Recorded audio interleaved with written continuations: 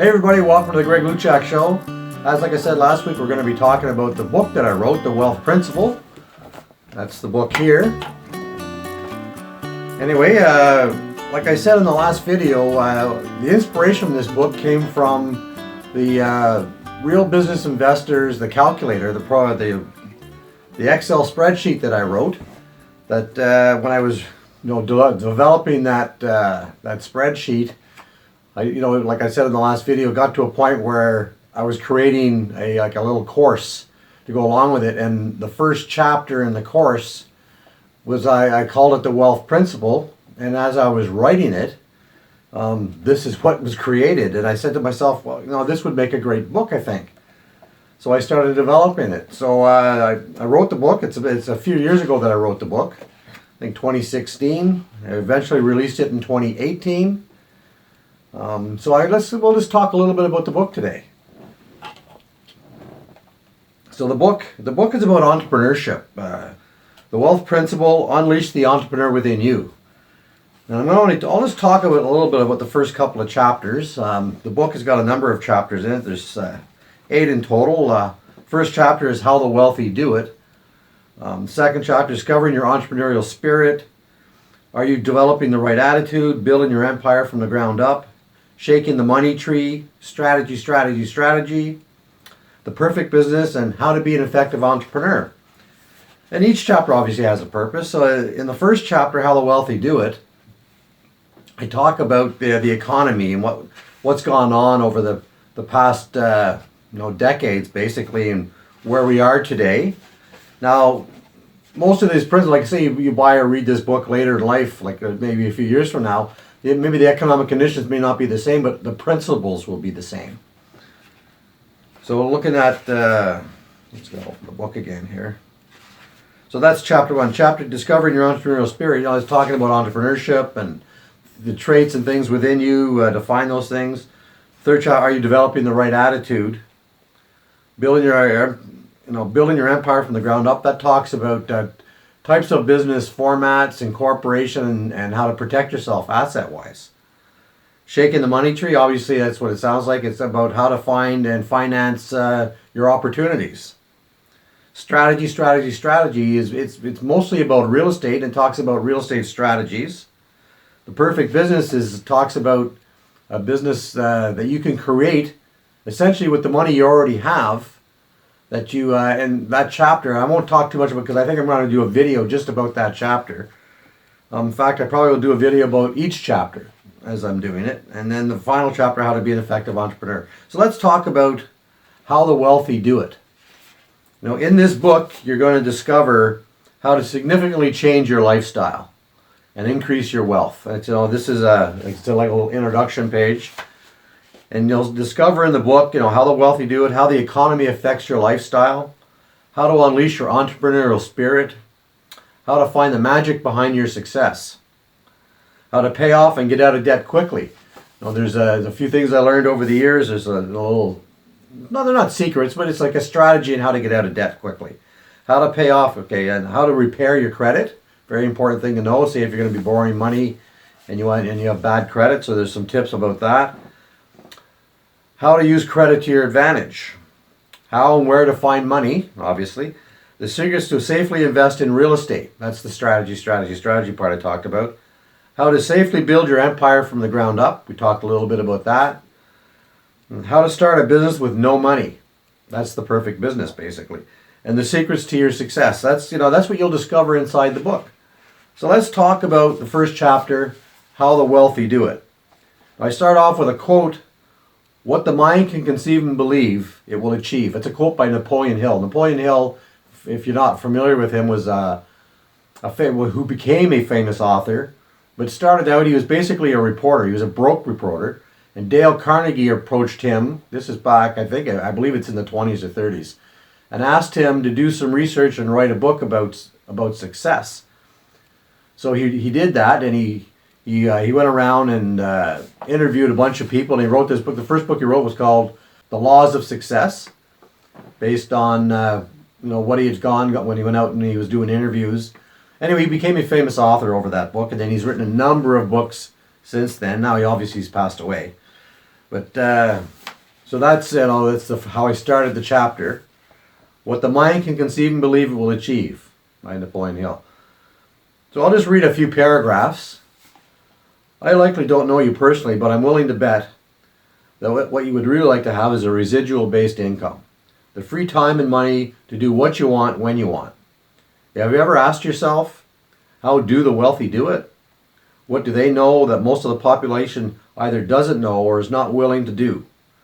Most people have a fear of losing or doing anything they don't understand. The wealth principle is more than an idea on paper. It's a formula for success. The success principles that the wealthy understand and implement daily. So when you read this book, within the book, there's a bunch of different strategies and things. If you were to really study the book and implement what I talk about throughout the book, there's a very strong likelihood that you'll find success. Now, not everybody finds success, but these strategies have been proven over time that they work. So, what I encourage you to do is study the principles that I talk about in the book and implement those as best you can. I believe most people understand the basics of success. Their perspective is reversed. They believe they need to work hard all their lives to achieve financial success. Now, for a lot of people, that's the story. They believe that the highest education possible will bring them financial success, as will climb the corporate ladder working 60 to 80 hours a week. Now, for some people that works. For a lot of people, it doesn't work. And it's proving more and more, and I'm going to get into the economy a little bit in the book, but for more and more, that strategy just isn't working like it should be. The rich understand that there is less competition being a business owner than being an employee. 95% of the population compete against others for jobs, hoping their higher education will give them an edge. The rich understand that owning a business is simple by comparison. You don't need a degree or a diploma. You don't even need to fill out an application. You only need to decide and never quit. See, that's the difference between an entrepreneur and somebody who goes off and gets a lot of education to get that high-paying job. If you're a person who has, average education, maybe you don't even have post-secondary, you don't have any university or college, but you want to hire, and there's many things you can do, like the trades are a good thing, but if you're an entrepreneur, you develop an entrepreneurial spirit, you can create businesses. You don't have to know everything. And there is no application to create a business. You just have to go out and do it. Nobody can tell you no. It's up to you to make that decision. And that's the unique thing about being an entrepreneur, is that you're your own driving force. So let's get back into it. The fact is the wealthy work hard and earn more because of how they think. It's a very important concept. Is the work they do in their mind seems effortless because they have a passion for it. So there's some unique things we talk about in the book, like passion is something that you should is a trait that people have. You think anybody who you have a very strong passion for something, you're very likely going to pursue it. Let me go back in here a little bit more. So some people think that the middle class is disappearing, that there will only be two classes, the rich and the poor. That's becoming more and more evident every day. That poverty exists in North America. I don't believe poverty exists. I believe people have poverty thinking. But when you look at poverty in North America, and there are some places where there is extreme poverty, but for the most part, people who feel impoverished don't really live an impoverished lifestyle.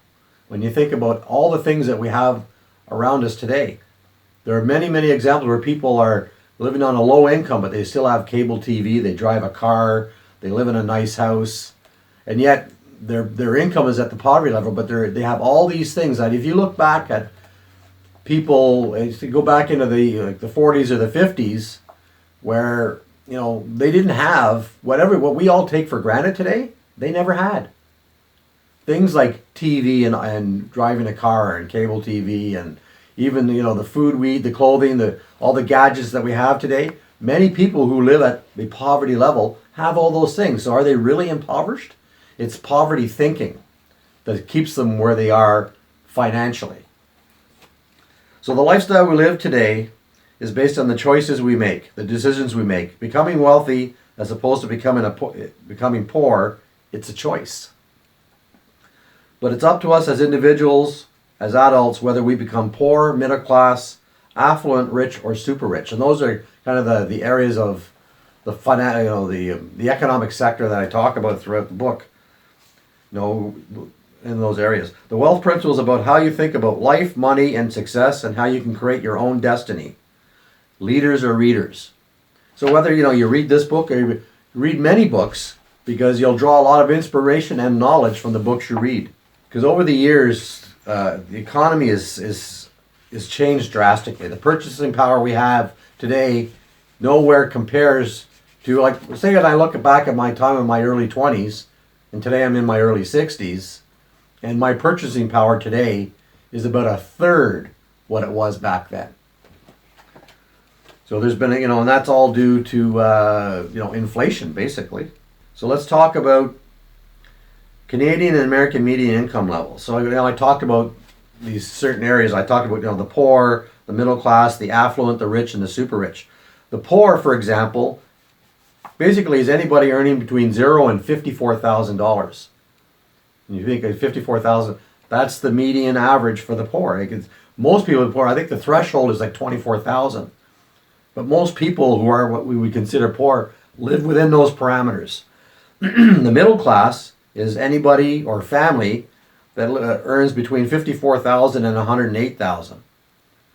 Now we can get into about 75% of people who are employed or self-employed, that's where they are. I talk about the poor go back for a second. The poor, about 20% of people are low income earners or sometimes two income families just to achieve something somewhere between 0 and 54,000. The affluent today are people who are employed, self-employed, or small business owners, and they earn anywhere between 100,000 and $1 million. Because people think, oh, $1 million's rich. No, not really. $1 million doesn't go anywhere. Like I said, purchasing power. $1 million 30, 40 years ago was a lot of money.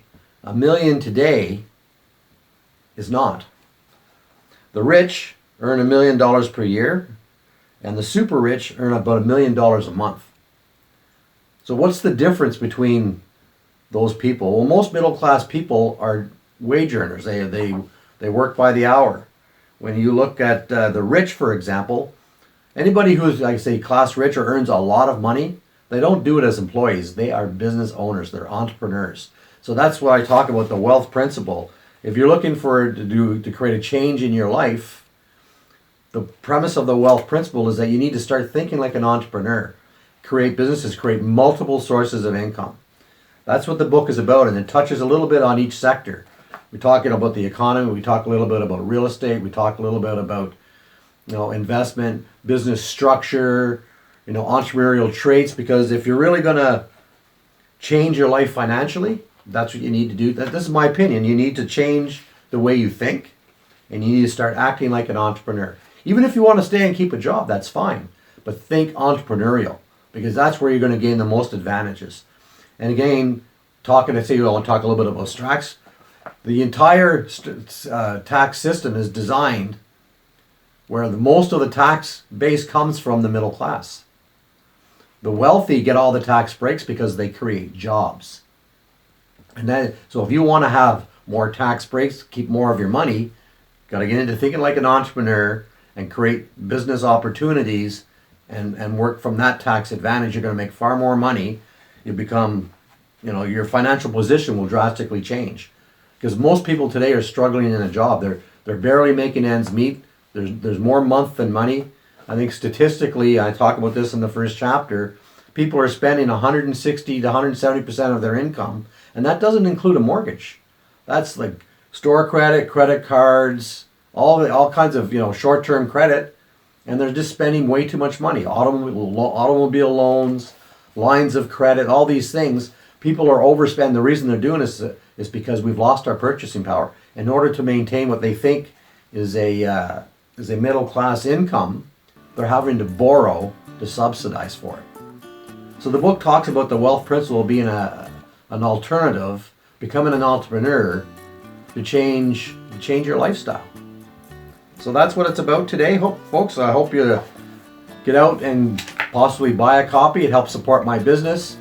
Because as you well know, I'm transitioning home to be a caregiver for my wife, and so I'm looking for ways to create an income apart from being a contractor, because that's what I do for my so-called day job. I'm self-employed. I'm an entrepreneur. I have a construction business. I renovate and flip houses sometimes. I mostly help other people flip their properties by doing renovations. Many of my customers over the years have used my services to improve their properties to the point where they can flip them and make some money. So that's what I do in my day job, but it's getting more difficult for me to do that. So one of the ways that I'm looking to create income at home is obviously the book. You know, this show, you can click on the link on Amazon. It's on my website. You know, if you're doing any shopping online, click through the link. It won't cost you anymore, but I get a little referral fee for sending you there. So all these are things that are help. I have a GoFundMe page I created for my wife Christina to help with her needs. These are all the things that you can do to support the show. Hope you take a serious think about the wealth principle. There's a lot of neat strategies and info on what I talk about. I think it's a good read. Anyway, as always, you have a great day and you keep crushing it.